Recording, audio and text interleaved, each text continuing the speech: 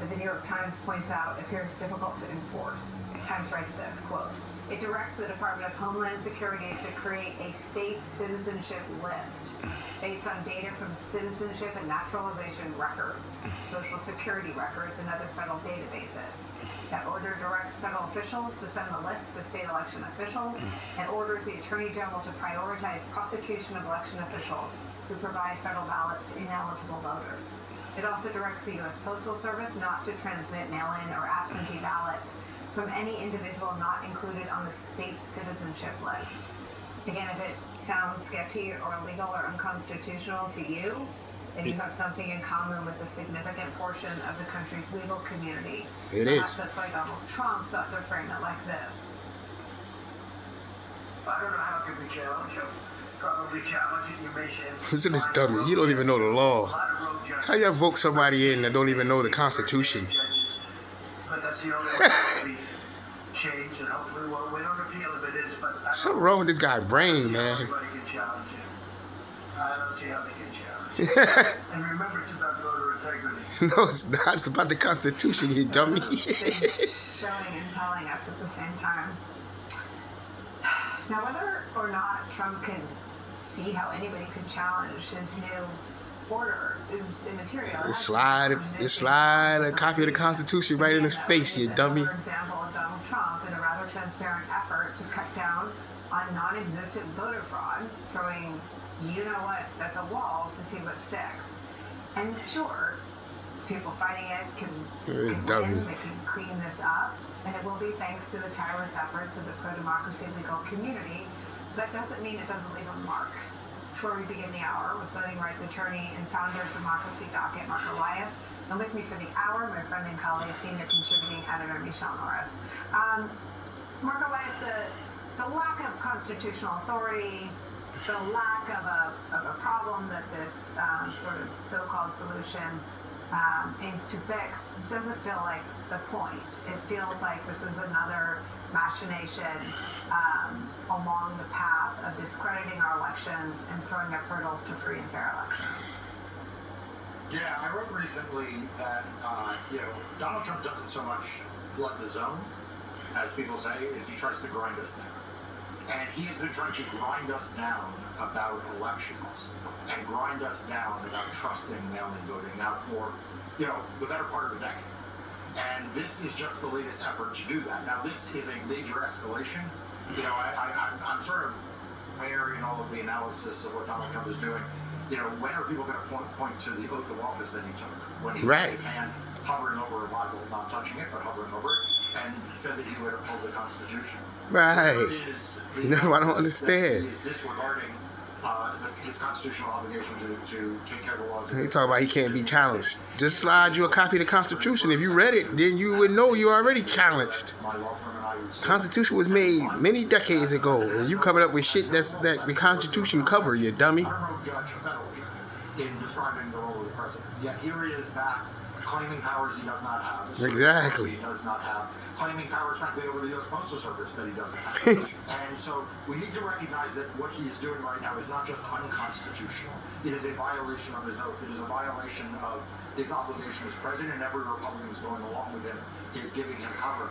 But as you say, most dangerously, it is an effort to grind us down, to make us Not happening, man. in believing that we can have free and fair elections. Well, I'm not giving up. I'm getting ready to sue him, and I'm getting ready. Most smart Americans won't. Mark, is it even about mail-in voting? I mean, Trump votes by mail. What is it about? It's not about mail-in voting. I mean, look, You know you're about to lose. citizens that are eligible to voting, and by definition, excluding people who he says are not eligible to vote.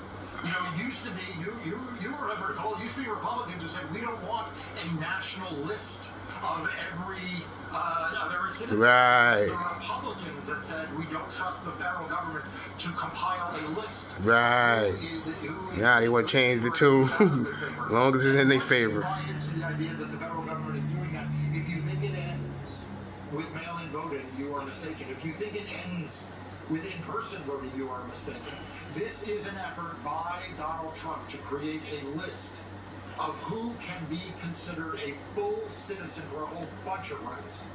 He will start with mail-in voting. It will then be used to disenfranchise not just by mail, but in person. It will then be used in a whole host of ways. And so, this is a very, very dangerous point. Yes, it's going to be used to disenfranchise. Yes, it's going to be trying to be used to steal the 2020 election. It'll be used to try to discredit it when Republicans lose. It'll be tried to use to right. He's trying to set it up. That's what he's trying to do. Set it up. You know they lost. To take over who won and lost. But you know what? Tyranny never ends with just the object closest on the horizon. It has all kinds of applications further on. I mean, I may be totally too many moons removed from Republican politics, but Republicans used to be unable to win elections, especially off-year elections, without mail-in voting. Right. What happens to the, I mean, are you aware of any effort to build that vote up somewhere else, or is this all about rigging the game?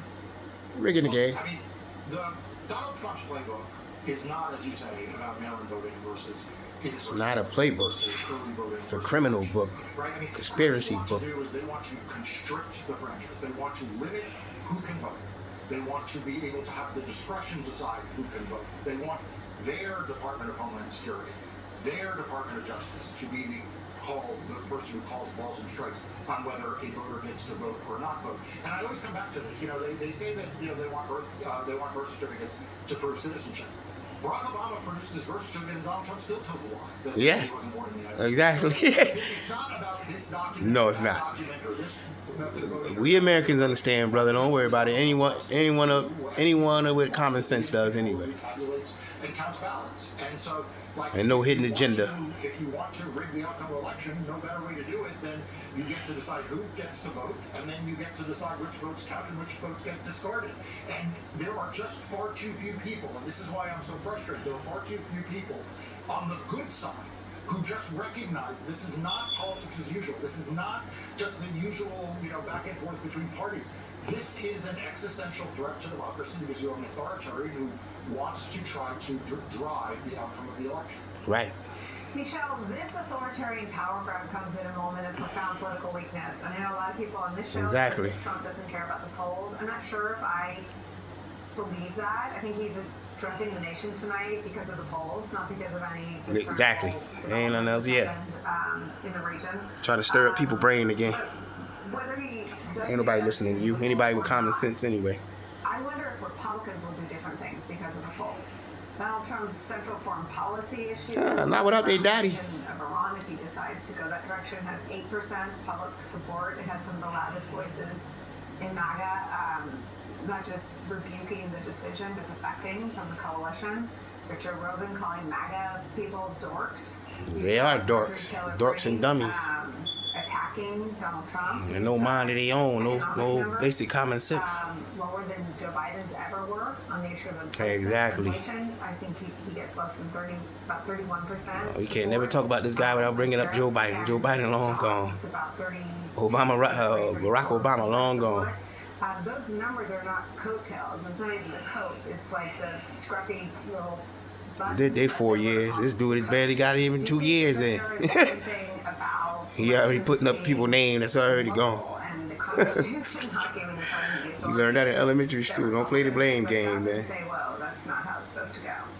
Well, in a normal set of circumstances, that's what you would hope would happen, is that they would see their own fortunes being, washed away by this. I mean, Donald Trump perhaps doesn't care so much about the polls, but he does care about the narrative. And I think that's one of the reasons that he's speaking to the public tonight, is to try to control the narrative. Right. I'm not sure if he does care about the polls. And I've always said that that's an even more dangerous place for America to be in, is when you have someone in office who does not care about the polls and is willing to do whatever he wants to do without any kind of guardrails. This is not just about mail-in voting. I totally agree with Mark. This is about trying to create second-class citizenship for a whole group of people. We trust DHS to compile that list after what we've seen with DHS in just the first 3 months of this year. Right. In this administration, particularly with Donald Trump, an accusation winds up being more of a confession. And when he says that he is trying to do this to restore integrity in American democracy and in American elections, it's clear that what he's trying to do is undermine integrity in American elections. Right. That's why we try to tell people. I will say this until I'm blue in the face. When you can't win clean, you Salting your, play fair. salting your And intelligence. that may work for Donald Trump in his mind, but I'm not sure that it works for the people who, as you say, are holding on to the lint, you know, in his coattails, trying to follow him down this path to destruction. It will not work for them. I'm old enough to remember a time when Republicans advocated for mail-in voting because it helped them. Mail-in voting is nonpartisan. 1 in 3 Americans use mail-in voting.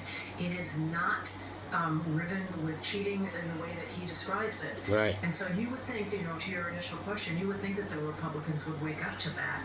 And if they can't talk sense to him, at least try to stand up and support the election system in their individual states. Right. Well, and you look at what's happening to his coalition, the Republican coalition at large. I mean, they're losing they're losing young men.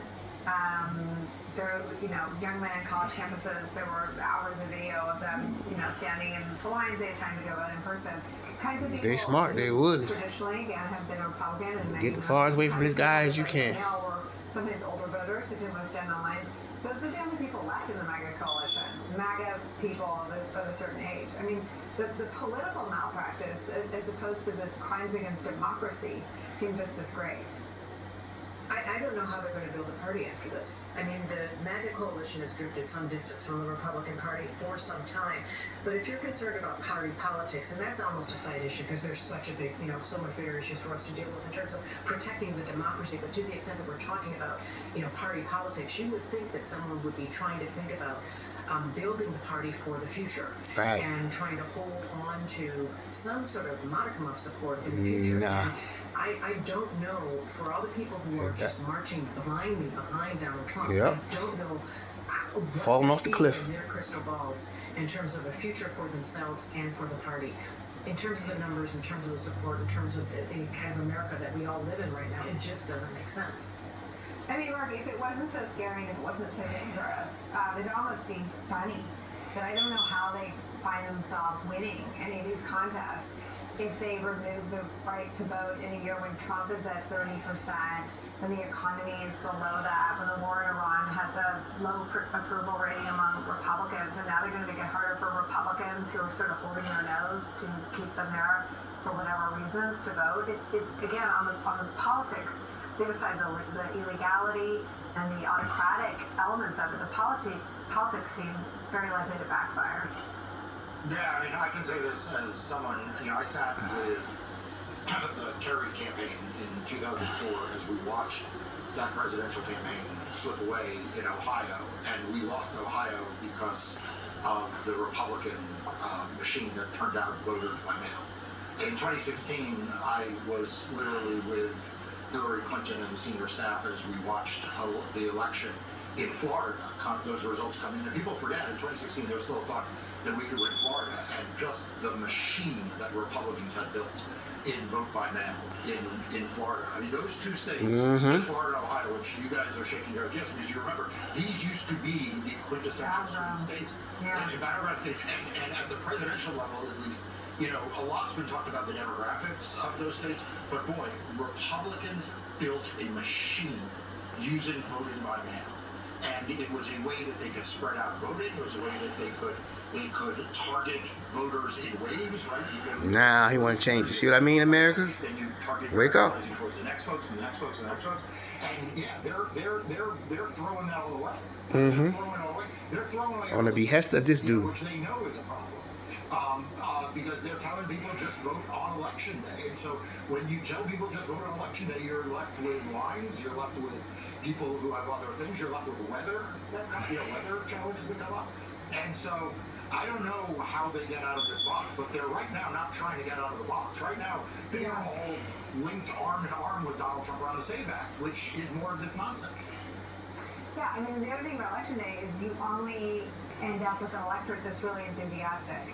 And no one looking at 26 thinks that the Republican side is the enthusiastic side. But we'll keep watching. No one's going anywhere. When we come back, this is going to be fun. Well, Trump is at his own political